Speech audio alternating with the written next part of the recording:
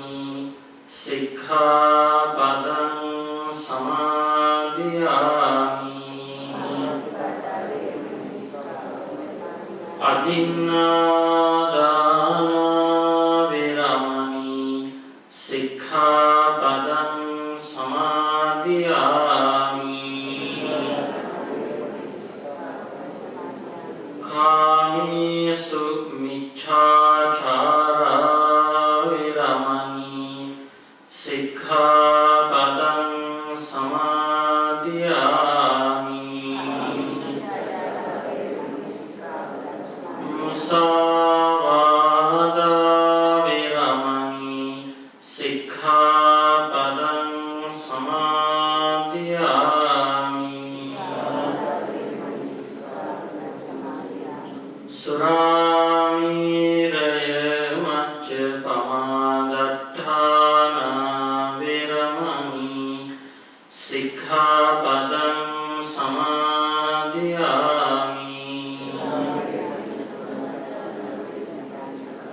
තිසරණේන සද්ධින් පංචශීලං ධම්මං සාධුකං සුරක්ෂිතං කତ୍වා අප්පමාදේන සම්පාදේත සමන්ත චක්කවාලේසු අත්‍රා ගච්ඡන්තු දේවතා සද්ධම්මං මුනි රාජස්ස සුනන්තු සග්ග මොක්ඛදං ධම්මස්සවන කාලෝ අයං භදන්තා ධම්මස්සවන කාලෝ අයං භදන්තා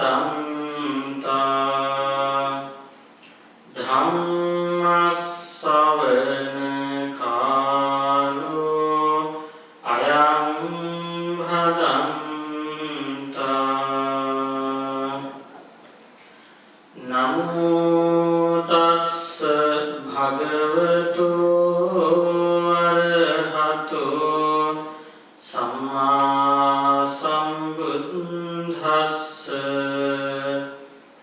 නමෝ තස්ස භගවතු අරහතෝ සම්මා සම්බුද්දස්ස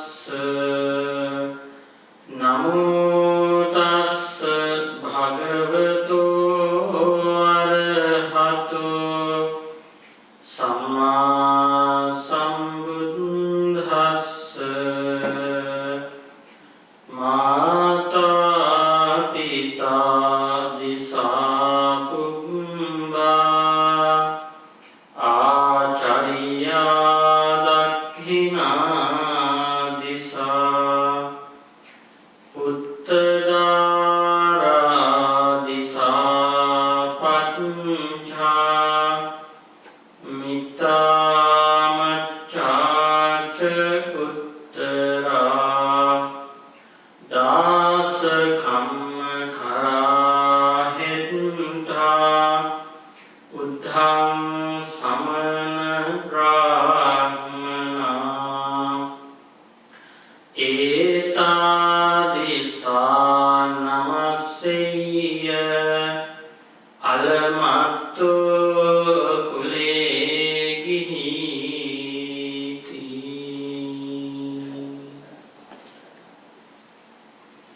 ශාන්තමය සම්බුද්ධ විහාරාධිපති අපේ ගති ගෞරවනීය පඬිත් හාමුදුරන් වහන්සේ ප්‍රධාන විහාරවාසී මහා සංඝරත්නයේ අවසරයි ධර්ම ශ්‍රවණාභිලාෂී කාර්මික සදහවත් වෙනතුනි අද සඳයාමයේ හැමදෙනෙක්ම මේ එක රාශි වෙලා ඉන්නේ ජීවිතයට අර්ථවත් වූ යමක් ඉගෙන කියා ගැනීම බලාපොරොත්තු ඇතිවයි. අද ධර්ම දේශනාව තුළින් මම බලාපොරොත්තු වෙනවා සමාජය තුළ අමතක වෙලා යන අතපසු වෙලා යන මගහැරිලා යන යමක් ගැන කියලා දෙන්නට. ඒ අමතක වෙලා යන අතපසු වෙලා යන මගහැරිලා යන දේ තමයි යුතුයකම් කියලා කියන්නේ. යුතුයකම් කියන වචනේ මොකක්ද කියන්නේ? කළ යුතුයම කටයුතු කියන එක. කරන්නම ඕනේ දේවල්.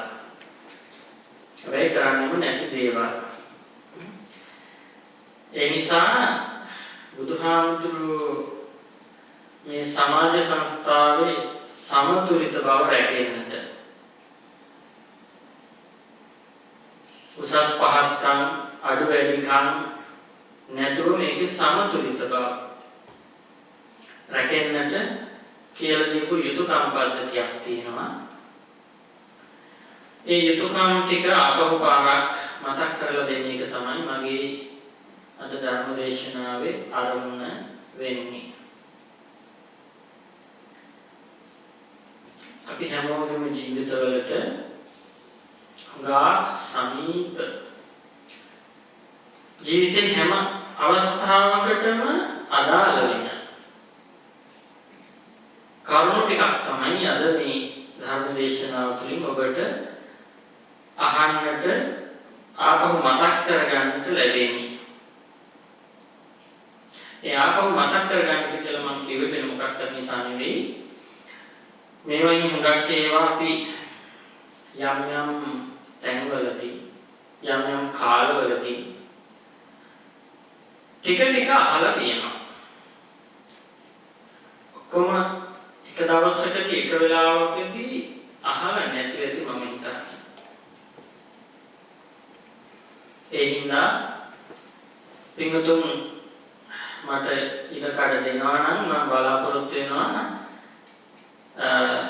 බුදුහාමුදුරුවෝ කියලා දීපු ඒ යුතුයකම් පද්ධති ඔක්කොම ආපහු මතක් කරලා දෙන්න. හැබැයි ඒක සංඛ්‍යාවෙන් ටිකක් විශාලයි. එතන ඔක්කොම තියෙනවා යුතුයකම් 61ක්. හරි 61ක් තියෙනවා.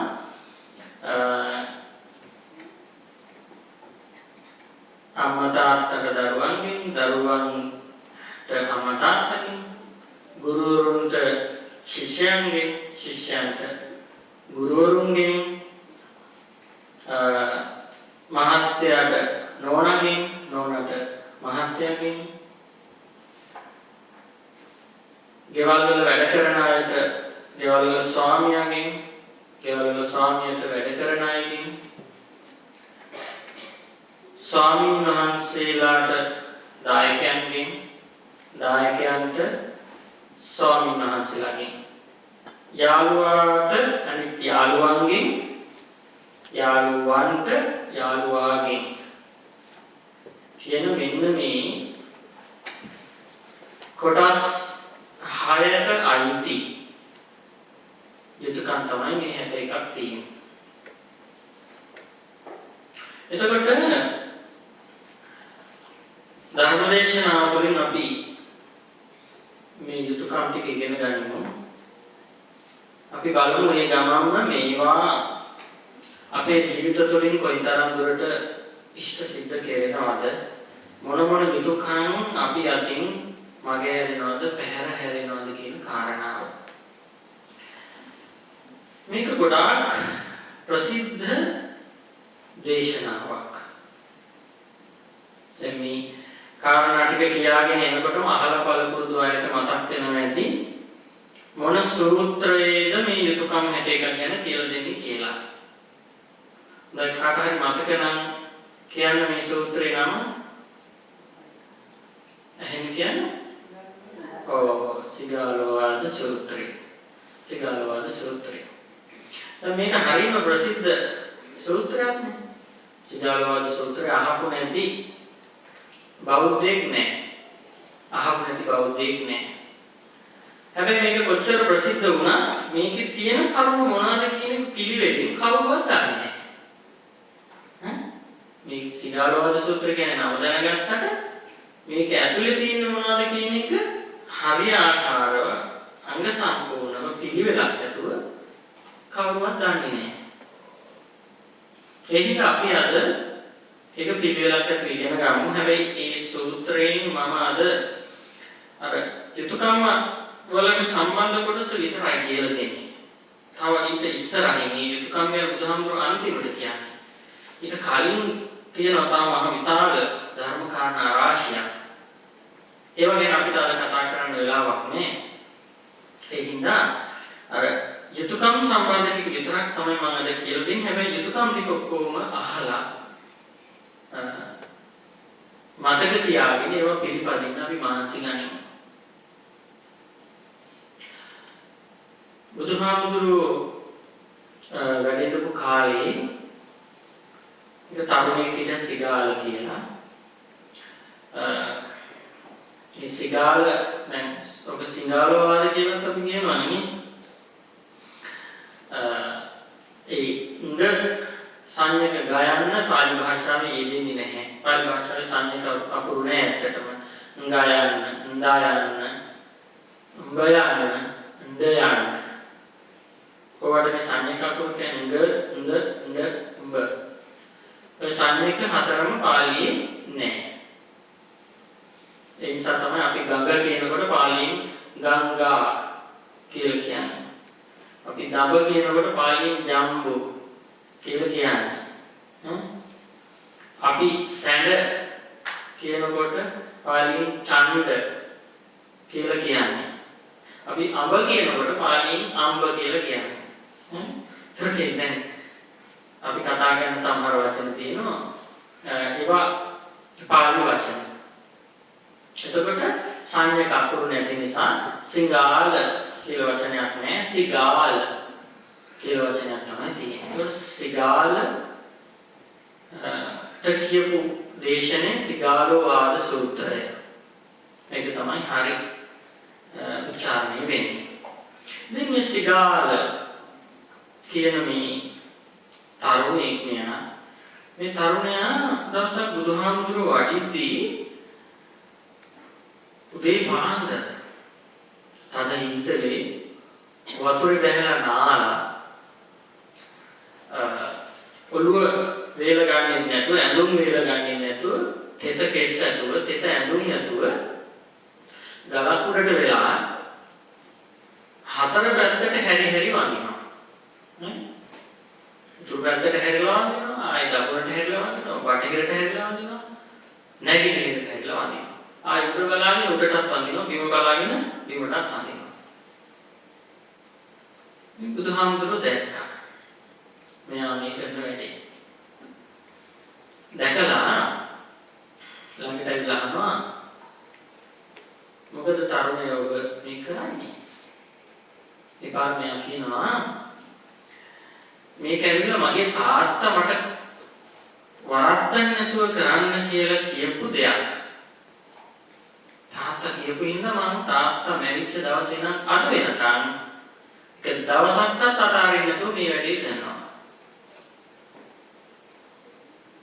බුදුහාමුදුරුවෝ මොකක්ද මේ තාත්තා කරන්නේ කිව්වේ තාත්තා කිව්වා මෙහෙම නාලා කරලා දිසාවන් 6ට හැරි වදින්න කියලා. දිසාවන් 6ට වදින්න කියලා. ඒකෙන්ද මම ඒක කරනවා යාට ගෞරවයක් හැටියට. ඒ පාර බුදුහාමුදුරුවෝ මේ සිගාලට කියන සිගාල දිසාවල් වලට වදින්නේ ওই විදිහට නෙවෙයි. දිසාවලට වදින්නේ ඔයිට වඩා වෙනස් විදිහකට. ඒ පාර සිගාල අහන කොහොමද එහෙනම් දිසාවල් වලට හරියට වදින්නේ? ඒ පාර බුදුහාමුදුරුවෝ කියනවා සිගාල නැගෙනහිර දිසාව කියලා කියන්නේ අම්මා තාත්තා. නැගෙනහිර දිසාව කියන්නේ අම්මා තාත්තා. නැගෙනහිරට වදිනවා කියලා කරන්න ඕනේ අම්මා තාත්තට ඉටු කරන්න ඕනේ යුතුයකම් ටික ඉටු කරන එක. දකුණු දිසාව කියලා කියන්නේ ගුරුවරු. දකුණට වදිනවා කියලා කියන්නේ ගුරුවරුන්ට වෙන්න ඕනේ යුතුයකම් ටික ඉටු කරන එක. බටහිර දිසාව කියලා කියන්නේ භාර්යාව නැත්නම් ස්වාමි පුරුෂයා ඊට පස්සේ දූ දරුවෝ ඒ අය පිටු වෙන්න ඕනේ යුතුයකම් ඉටු කරන එකයි බටහිරට වඳිනවා කියලා කියන්නේ. උතුරු දිසාව කියලා කියන්නේ යාළුවෝ හිතවන්තයෝ. උතුරට වඳිනවා කියලා කියන්නේ යාළුවන්ටයි හිතවන්තයන්ටයි යුතුයකම් ඉටු කරන එක. යට දිශාව කියලා කියන්නේ දැසිදස්සු වැඩකාරකම් කරන අය. යට දිශාවට වදිනවා කියන්නේ දැසිදස්සන්ට ඉටු වෙන්න ඕනේ යුතුයකම් ටික ඉටු කරන්න. උඩ දිශාව කියලා කියන්නේ ශ්‍රමණ බ්‍රාහ්මණයන් වහන්සේලා. ඒකට උඩ දිශාවට වදිනවා කියන්නේ ඒ ශ්‍රමණ බ්‍රාහ්මණයන් ඉටු වෙන්න ඕනේ යුතුයකම් ටික ඉටු කරන එක. මෙන්න මේ යුතුයකම් පද්ධතිය ඉටු කරාම තමයි සිගාල ඔබ සදිසාවට වැඳලා වෙන්නේ. සදිසාවෙන් ඔබට ආරක්ෂාව ලැබෙන්නේ මේ ටික ඉෂ්ට කළොත් විතරයි. මේ ටික ඉෂ්ට කළොත් විතරයි. එහෙම කියලා බුදුහාමුදුරුවෝ ඊට පස්සේ පෙන්නනවා ඒ දිසාහයට වදින්න එහෙම නැත්නම් මේ සමාජ ස්ථායන්ට යුතුයකම් ඉටු කරන්න කලින් තව කරන්න ඕනේ මේ හොඳ දේවල් ගුණධර්ම රාශියක් කියලා. ඒ වගේ කියනවා ඔය සතර කර්මක්ලේශ වලින් වළකින්න කියලා. ඒ සතර කර්මක්ලේශ කියන්නේ සත්තු මරන්න එපා, හොරකම් කරන්න එපා, කාමී වර්ධවාස කරන්න එපා, බොරු කියන්න එපා. ඒ හතරෙන් වළකින්න කියලා කියනවා. ඒ හතරෙන් වළකින්න කියලා ඊට පස්සේ බුදුහාමුදුරුවෝ කියනවා මිනිස්සෙකුට හම්බ වෙන නැත්නම් හරි හම්බ කරගන්න සල්ලි විනාශ වෙන්න පුළුවන් ක්‍රම 6ක් තියෙනවා. ඒවට කියනවා ධන අපාය මුඛ කියලා. හම්බ කරන සල්ලි විනාශ වෙන්න පුළුවන් ක්‍රම 6ක් තියෙනවා. ඒ ක්‍රම 6 තමයි මත්පැන් බොන්න ලොල්ලුනොත්, මත්පැනට ඇබ්බැහි වුණොත් එයාගේ සල්ලි විනාශ වෙලා යන සම්පූර්ණයෙන්ම. ඊළඟට අවේලාවේ වීදි සංචාරයට පුරුණොත් එහෙම රෝන්දේ ගන්න පුරුදුනොත් එහෙම එයාගේ සල්ලි ටික විනාශ වෙලා යනවා. දන්නේ නැතුව. ඊළඟට යම් කිසි පුද්ගලයෙක් පුරුදුනොත් එහෙම සූදු කෙලින්න සූදුව නිසා එයාගේ සල්ලි විනාශ වෙලා යනවා. එතකොට එහෙම දාන්න ගියාට පස්සේ තියෙන සල්ලි විනාශ වෙනවා. මේ ලොතරැයින් ඇදෙනවට රැගේ වෙන්නේ පරදිනේ. සූදුවට ලොන්නා. ඊට පස්සේ උත්සව නාට්‍ය සංදර්ශන සංගීත සංදර්ශන ඒවා මේවා තියෙනවා. ඕවා බලන්න ඇබ්බැහි වුණොත් එයාගේ සල්ලි විනාශ වෙලා යනවා. එයාගේ සල්ලි විනාශ වෙලා යනවා. නරක යාළුවෝ ආශ්‍රය කරන්න පටන් ගත්තොත් එයාගේ සල්ලි විනාශ වෙලා යනවා. නරක යාළුවෝ ආශ්‍රය කරන්න පටන් ගත්තා. කුසීත වුණොත්, කම්මැලි වුණොත් ඒ කම්මැලියාගේ ධනය විනාශ වෙලා යනවා. බලන්න කොච්චර ඇත්තක්ද මේක. කොච්චර ඇත්ත කාරණා 6ක්ද මේ බුදුහාමුදුරුවෝ ධනෙ විනාශ කරන කරුණු හැටියට පෙන්නලා තියෙන්නේ. එතකොට මේ අපාය මුඛ 6න් වළකින්න ඕනේ. මේවා තියාගත්තොත් කවදාකවත් දියුණු වෙන්න බෑ. කවදාකවත් ඉහළට යන්න බෑ. දවසින් දවස විනාශයෙන් විනාශයටම තමයි යන්නේ. ඒ නිසා සිගාලට බුදුහාමුදුරුවෝ අවවාද කරනවා මේ ධනෙ විනාශ වෙන්න පුළුවන් දොරටු 6 දැකලා දැනගෙන මේ දොරටු 6 වහලා දාන්න. දැන් ඉස්සෙල්ලාම කර්මක්ලේශ වලින් වළකින්න කියලා. දැන් මෙතන කියනවා මේ අපාය මුඛ 6 භෝග විනාශ වෙන්න පුළුවන් දොරටු 6 වළකින්න කියනවා. හරි? ඒක ආයි මතක් කරගන්න ඕන මම කියන්න. ඉස්සෙල්ලාම කියන සුරාවට ඇබ්බැහි වෙන්න එපා කියලා. ඊළඟට කියනවා අවේලාවේ ඇවිදින්න පුරුදු වෙන්න එපා කියලා. නයිට් ක්ලබ් ගානෙම යන්න එපා. යන්න ගියොත් සල්ලි ටික විනාශ වෙනවා. ඊට පස්සේ උත්සව නාට්‍ය බලන්න ඒවට ඇබ්බැහි වෙන්න එපා. ඊට පස්සේ කියනවා සූදුවට ඇබ්බැහි වෙන්න එපා. ඊළඟට නරක යාළුවෝ ආශ්‍රයයට ඇබ්බැහි වෙන්න එපා, පුරුදු වෙන්න එපා. ඊළඟට කියනවා කම්මැලි වෙන්න එපා. එතකොට මේක හැබැයි කියන්නේ මේ ඉඳලා හිටලා චිත්‍රපටයක් බලන්න යන්න එපා. නාට්‍යයක් ආවට පස්සේ නාට්‍ය බලන්න යන්න එපා. එහෙම කියන්නේ ඒවට ඇබ්බැහි වෙන්න එපා කියලා කියන්නේ. ඒවට ඇබ්බැහි වෙන්න එපා. එතකොට මෙන්න මේ භෝග විනාශමුඛ ධර්ම විනාශමුඛ 6 මේ දොරටු 6 වහගන්න. එතකොට එයා දවසින් දවස දියුණු දියුණුවටපත් වෙනවා. ඉතින් තවදුරටත් බුදුහාමුදුරුවෝ දේශනා කරනවා අගති 4ක් තියෙනවා. අගති කියන්නේ අන්තරයට යෑම 4ක් තියෙනවා. ඒ අගති 4ක් අහලා තියෙනවා ඔයත්. ඡන්ද, දෝෂ, භය, මෝහ. ඉතින් සෝමහාමුදුරුවෝ බණ කියනකොට නිතරම කියලානේ 4 අගති කියන ඡන්දේ කාලේට එහෙම වැඩිපුර කියනවා. ඡන්දෙන් අගතියට යන්න එපා. ඡන්ද කියන්නේ කැමැත්තනේ. ඔය කැමැත්තෙන් අගතියට යන්න එපා. දැන් බලන්න ගුරුවරයෙක් ශිෂ්‍යව වෙන් කරගත්තාම මෙයා හොඳ ගෝලෙක්, මෙයා නරක ගෝලෙක්, මෙයා මට වැඩිපුර කීකරු හොඳ කෙනෙක්, මෙයා අච්චර හොඳ නැහැ. වෙන් කරගත්ත ගමන් එතන අසාධාරණයක් සිද්ධ වෙනවා. එතන අසාධාරණයක් සිද්ධ වෙනවා. දැන් දායකයෝ ස්වාමීන් වහන්සේ කෙනෙක් වෙන් කරගත්තාම මේ ස්වාමීන් වහන්සේ තමයි හොඳ, මේ ස්වාමීන් වහන්සේට තමයි මේක කියන්නේ කියලා. එතන අගතියක් අසාධාරණයක් සිද්ධ වෙනවා. ස්වාමීන් වහන්සේ දායකයෝ වෙන් කරලා පිළිගොත් එහෙම මේ මහත්ය මට හිතුවා මේ මහත්ය වැඩක් නැහැ. වෙන් කරන්නේ කියන්නේ එතන අනාත්මයක් අගතියක් සිද්ධ වෙනවා. නිසා කැමැත්තෙන් අගතියට යන්න එපා. ඡන්දේ දාන්න කියනවත් එහෙමයි නේ. මේ අපේ පරම්පරාවෙම මේ පාඩ ඒ නිසා මේකට තමයි දෙන්න ඕනේ. එහෙම කියලා හිතපු ගමන් ඒක අගතියක්. හරියන්නේ නැහැ. නිසා කැමැත්තෙන් අගතියට යන්න එපා කිව්වා. ඊට ද්වේෂයෙන් අගතියට යන්න එපා කිව්වා. මේක අවුරුදු 10කට කලින් කරපු අතුරුකම ගැන අද හිත මම මට එදා මෙහෙම ඉන්නේ තෙලි. ඒ නිසා අදත් chance එකක් දෙන්න හොඳ නැහැ. එහෙම කියලා ද්වේෂයෙන් අගතියට යන්න එපා. ඊට බයෙන් අගතියට යන්න එපා. බය වෙච්ච නිසා බය මත පදනම් වෙලා කෙනෙක්ට කැමැත්ත අකමැත්ත වාසිය අවාසිය සාසන්න යන්න එපා. බය නිසා. ඊළඟ මොහෙන් අගතියට යන්න එපා. මෝඩකම මුලා වෙන්න එපා. මොනියම් හේතුව නිසාවත් මුලා වෙලා තීරණ ගන්න යන්න එපා. එතකොට යම් කිසි තීරණයක් ගන්නදී හැම තිස්සෙම මතක තියාගන්න ඕනේ මේ හතරෙන් තමන් අගතියට ගිහිල්ලාද නැද්ද? මේ තීරණේ ගනිද්දී ඉන්නේ කියන එක හොයලා බලන්න.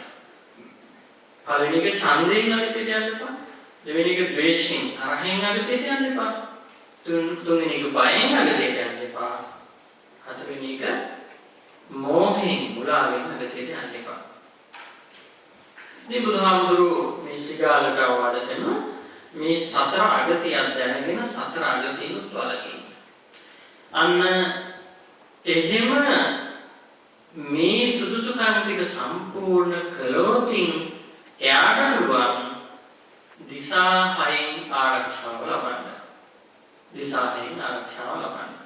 දිසා 6න් ආරක්ෂාව ලබනවා කියන්නේ මේක ලොකු මේ සැකවිච්ච අර්ථයක් තියෙනවා. මොකක්ද සැකවිච්ච අර්ථය? දැන් බලන්න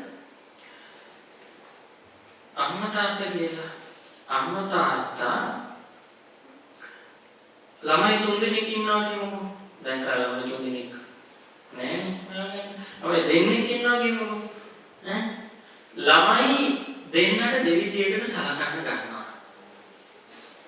මොකක්ද වෙන්නේ? කවදා හරි ළමයි ලොකු වෙච්ච දවසක අම්මා තාත්තට සලකන්නේ අර සලකපු විදියටම තමයි අර බෙදපු හැන්දෙන්න තමයි. එහෙම වෙන්නේ නැද්ද? එහෙම වෙනවා. ඒ නිසා දැන් කිව්වනේ දිසාවන් 6න් උපද්‍රව වෙන්න පුළුවන්. විපත්ති සිද්ධ වෙන්න පුළුවන්. ඒ නිසා මේ දිසාවන් 6 ආවරණය කරගෙන ඒවයි ආරක්ෂාව තහවුරු කරගන්න. මොකක්ද මේ කියන්නේ? අර සමාජයේ අපි සමාජ පරිසරය තුළ ජීවත් වෙද්දී මේ පැති 6න් වැරද්දක් සිද්ධ වෙන්නේ නැති විදියට